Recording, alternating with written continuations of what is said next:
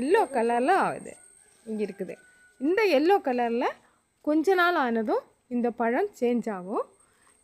அந்த டைமில் சாப்பிட்டேன்னா அதுவும் நல்ல டேஸ்ட்டாக இருக்கும். அப்புறம் ரெட் கலர் ஆயிடுச்சேன்னா அதை விடையிலும் டேஸ்ட்டாக இருக்கும். இந்த காயை நம்ம அப்படியே சாப்பிடலாம். இந்த பிளான்ட்டை பற்றி நீங்கள் பார்த்துருக்குறீங்களா? இந்த பிளான்ட்டை பார்த்தீங்களா? லைக் பண்ணுங்கள், சப்ஸ்கிரைப் பண்ணுங்கள், பாருங்கள். தேங்க்ஸ்.